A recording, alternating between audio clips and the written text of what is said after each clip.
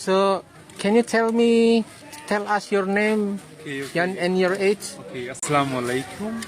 Okay. My name is Dilwar Shah. I'm 19 years old. I'm a student.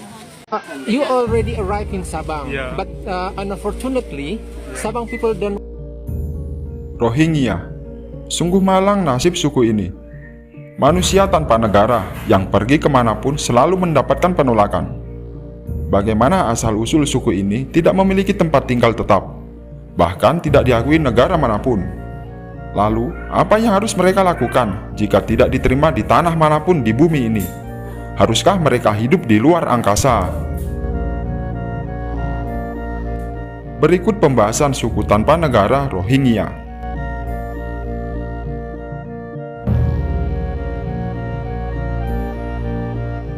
Suku Rohingya, manusia tanpa negara. Berikut penjelasan asal-usul Rohingya. Rohingya merupakan suku, namun suku mereka tidak diakui. Bahkan mereka tidak memiliki negara. Tidak hanya itu, bahkan mereka juga ditolak sejak tahun 1982 hingga saat ini. Rohingya merupakan suku yang berpusat di negara Myanmar, yang berbatasan langsung dengan Bangladesh, India. Rohingya adalah kelompok etnis mayoritas Muslim yang sudah sangat lama tinggal di Myanmar. Walaupun suku Rohingya sudah lama berada di Myanmar, namun bahasa mereka berbeda dengan bahasa Myanmar pada umumnya.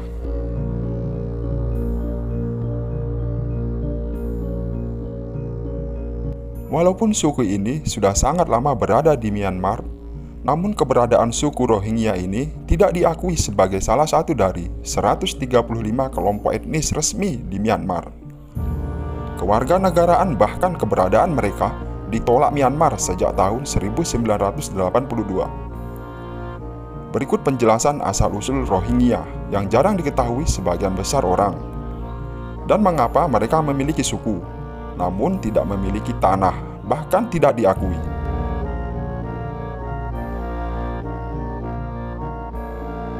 Dilansir dari berbagai sumber, sejarah panjang asal-usul suku Rohingya namun tidak memiliki negara.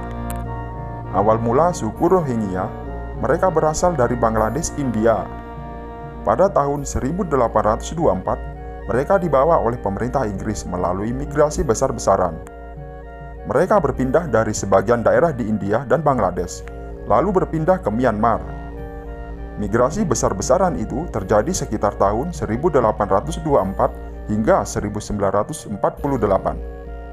Migrasi itu terjadi secara masif dan bergelombang.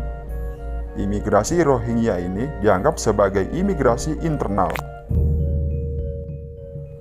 Karena kedudukan Inggris yang menjajah India dan Myanmar, Inggris menjadi negara adikuasa pada masa itu. Suku Rohingya dibawa ke Myanmar sebagai pekerja kasar untuk kepentingan Inggris. Pada kala itu, Myanmar pun tidak sanggup berbuat apa-apa.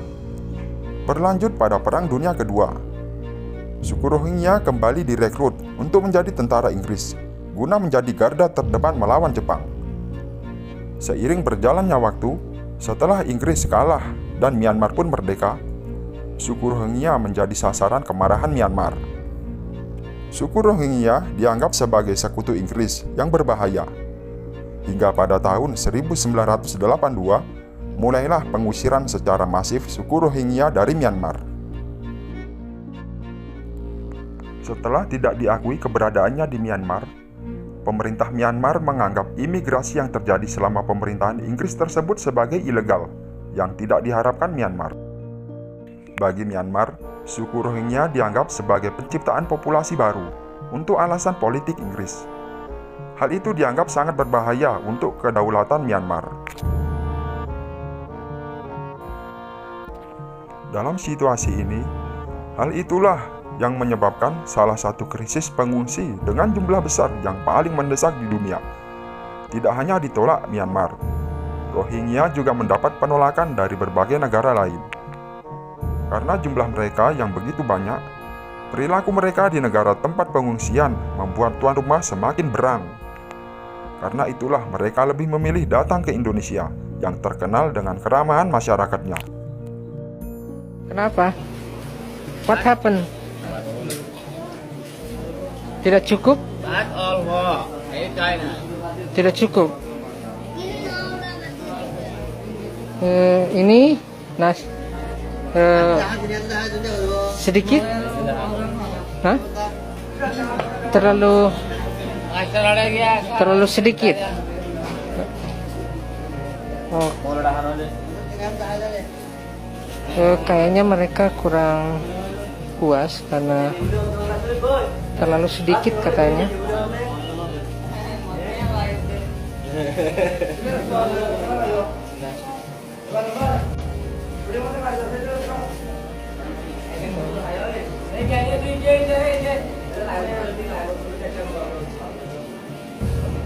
Enak?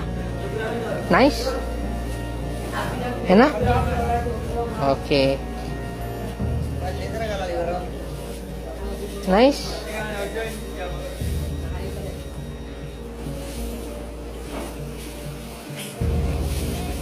Kita tidak seimbang dengan masyarakat Aceh karena kelakuannya mereka cabul juga ada, pencurian, berlarian. Inilah yang sangat tidak kita senangi dan perbuatan mereka jorok luar biasa.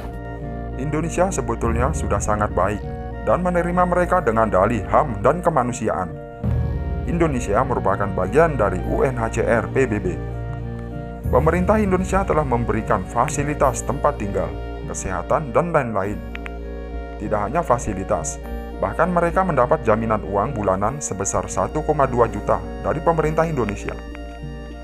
Namun jumlah pengungsi Rohingya yang begitu masif ke Indonesia membuat keadaan semakin tidak kondusif. Keadaan tempat penampungan dari beberapa pengungsi Rohingya yang berada di Sidoarjo. Nah, memang bisa Anda lihat di penampungan ini terlihat sekali tempatnya begitu layak ya, karena memang dilihat dari kondisinya ada ruang tamu, lalu ada televisi dan juga ada kamar di sini. Nah, begini adalah keadaan atau kondisi kamar pengungsi Rohingya. Memang tampak layak untuk dihidup atau ditinggali. Ini pengungsi Rohingya termasuk Mas Muhammad diberikan uang saku begitu ya oleh organisasi IOM ya. Iya. Dan jumlahnya berapa Mas? Uangnya? Iya. Uangnya 1.250.000. 1.250 itu cukup nggak? Nggak cukup karena itu kalau ini kan semua kalau 1.250 itu semua pakaian, makanan, minuman ya semua dalam Dalam kurun waktu 7 hari, sejak November 2023, sudah ada 1.084 pengungsi Rohingya yang datang ke Sabang, Aceh. Mereka datang dengan menumpangi kapal nelayan milik warga Bangladesh. Seiring berjalannya waktu, dengan jumlah pengungsi yang begitu banyak, mereka mulai berulah dan mulai dari situlah keberadaan mereka di Indonesia semakin meresahkan warga pribumi di Indonesia. Memang tidak semua dari mereka berperilaku buruk. Sebagian dari mereka berharap dan berterima kasih pada Indonesia. Bagaimana dengan pendapat Anda?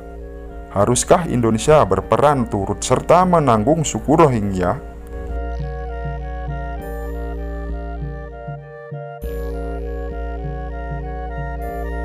Sebelum meninggalkan tayangan ini, silakan Anda subscribe channel Fazel agar mendapatkan tayangan unik berikutnya dari seluruh penjuru dunia dan wawasan lebih luas di kehidupan modern ini.